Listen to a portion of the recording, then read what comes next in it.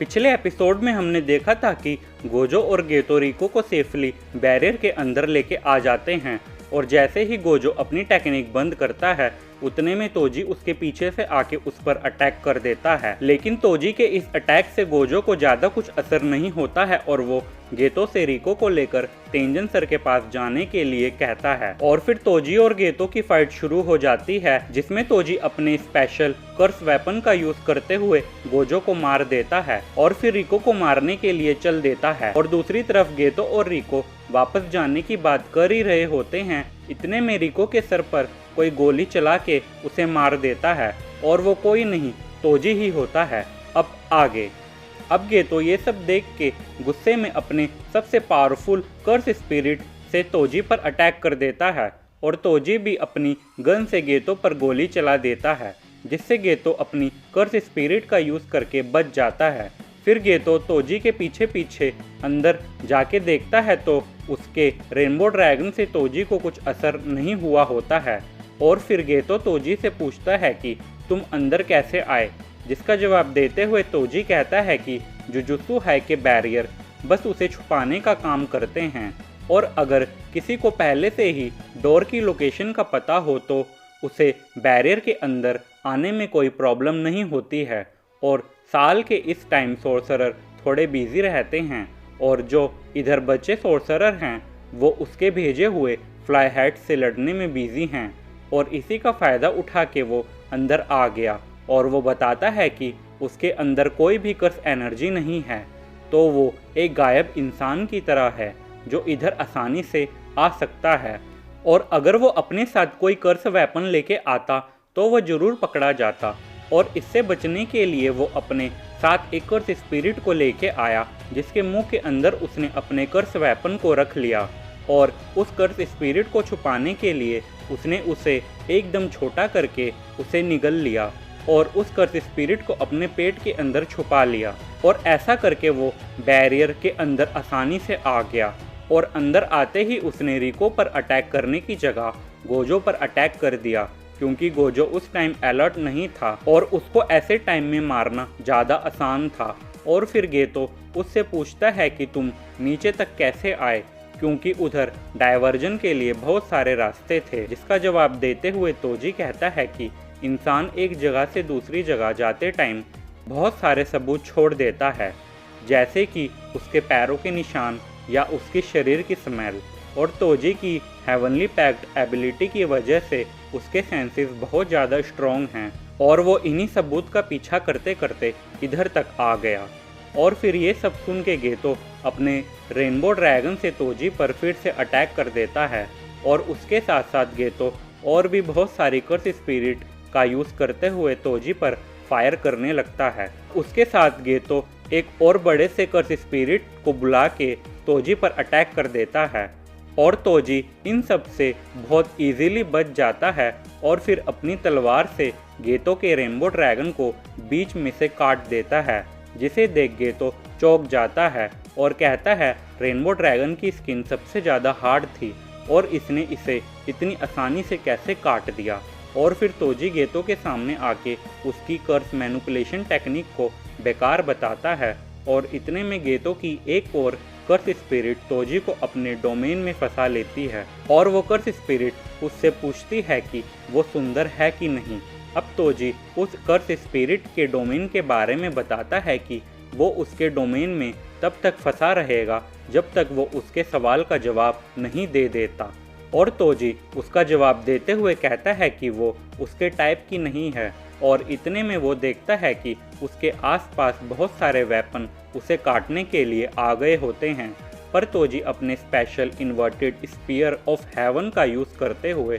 सारे वेपन्स को तोड़ देता है। और फिर गेतो तोजी के पीछे से आके उसके कंधे पर बैठे कर्स स्पिरिट को अपने कर्स मैनिपुलेशन टेक्निक का यूज़ करते हुए एब्जॉर्ब करने लगता है और ऐसा करते हुए वो सोचता है कि ये कर्स स्पिरिट वीक है तो वो उसकी मर्जी के बिना भी उसे एब्जॉर्ब कर लेगा, पर इतने में वो देखता है कि वो कर्स स्पिरिट उसे एब्जॉर्ब करने से रोक देती है और इतने में तोजी उस स्पिरिट के मुंह से दूसरा वेपन निकालते हुए गेतो की चेस्ट पर बुरी तरह से अटैक कर देता है और अपनी लात से मार के उसे दूर फेंक देता है। और फिर ये लोग उधर से गिरकर नीचे बेसमेंट में आ जाते हैं, जिधर गेतो की बहुत बुरी हालत हो गई होती है। और फिर तोजी गेतो से कहता है कि अगर तुम शिकिगामी यूज़र होते तो मैं तुम्हें मार देता, पर तुम कर्स मैनिपुलेशन करते हो, और अगर मैंने तुम्हें मार दिया तो तुम्हारे अंदर जो कर्स स्पिरिट हैं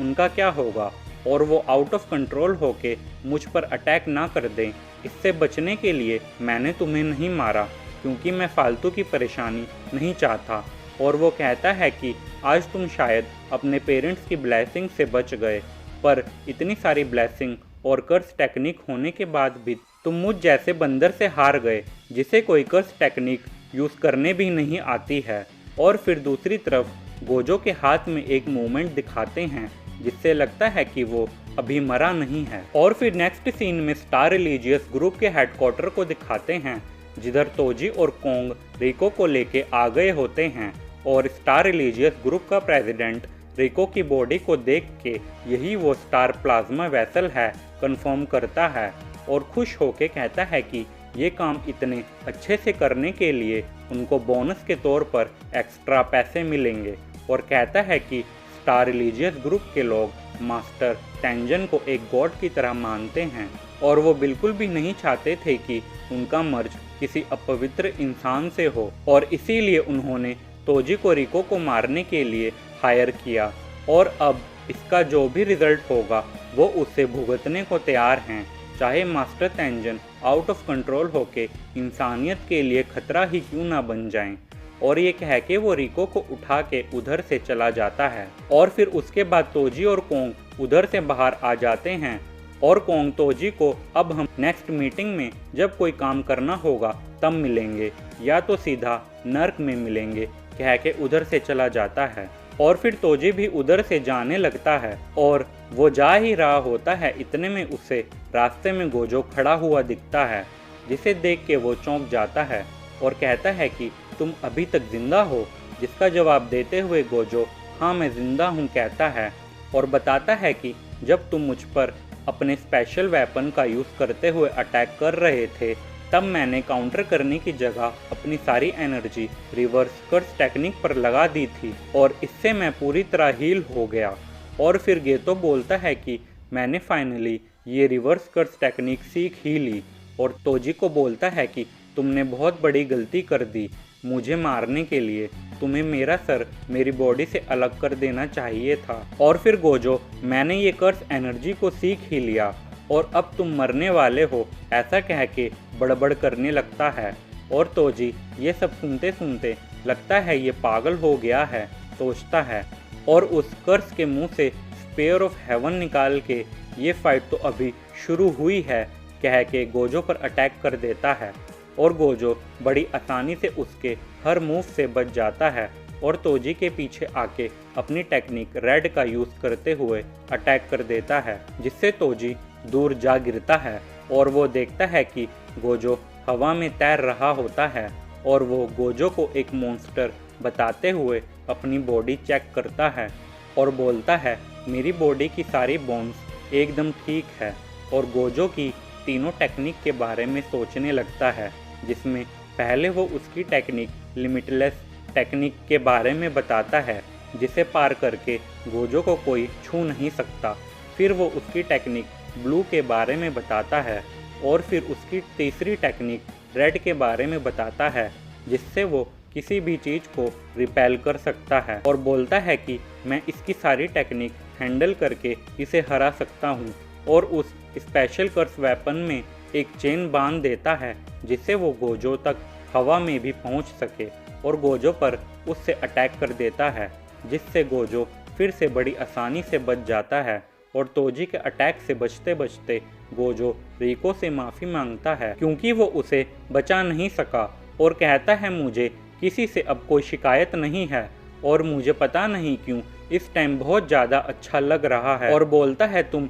ज़ेनिन क्लैन से हो, इसीलिए तुम्हें मेरी लिमिटलेस टेक्निक के बारे में इतना कुछ पता है, जिसका यूज़ करते हुए तुमने मुझ पर अटैक किया। पर अब मैं जो टेक्निक यूज़ करने जा रहा हूँ उसके बारे में ज़ेनिन क्लैन तो छोड़ो, मेरे खुद के गोजो क्लैन में भी बस कुछ ही लोग इस टेक्निक को जानते हैं और वो बोलता है कि टेक्निक ब्लू और रेड को आपस में मिक्स करके एक इमेजिनरी टेक्निक होलो पर्पल बनती है। और फिर गोजो अपनी नई टेक्निक पर्पल का यूज़ करते हुए तोजी पर अटैक कर देता है। अब ये पर्पल टेक्निक उसके रास्ते में जो भी आता है उसे पूरी तरह से ख़त्म करते हुए तोजी पर बढ़ने लगती है। और फिर तोजी को दिखाते हैं जो एक साइड से गोजो की टेक्निक पर्पल से पूरा ख़त्म हो गया होता है और सोचता है कि अगर मैं इधर से चला जाता तो बच जाता और मुझे अपने असूलों पर अड़े रहना चाहिए था, पर मैं ये सब अपने ज़ैनिन क्लैन में अपना फिर से नाम और इज्जत पाने के लिए कर रहा था। और गोजो जो इस टाइम का सबसे पावरफुल सोर्सरर है उससे लड़ बैठा, जिसके कारण मेरे साथ ऐसा हो गया, ऐसा सोचता है। और फिर गोजो तोजी से उसकी लास्ट विश पूछता है और तोजी गोजो को 2-3 साल बाद मेरे बेटे को ज़ैनिन क्लैन को बेच दिया जाएगा कहता है और तुम्हें इस खबर को जैसे यूज़ करना है करो कहते कहते मर जाता है। और फिर हमें गेतो को दिखाते हैं जो उस कर्स स्पिरिट को ऐसी बुरी हालत में देख के चौंक जाता है और वो स्टार रिलीजियस ग्रुप के बेसमेंट में आके जैसे ही उधर का डोर ओपन करता है तो वो उधर स्टार रिलीजियस ग्रुप के लोगों को बहुत ज़्यादा खुश होके ताली बजाते हुए देखता है और उसके बीच में से गोजो रिको के शरीर को उठा के आ रहा होता है और गोजो गेतो से तुम लेट हो गए बोलता है और गोजो की आंखों में देखते हुए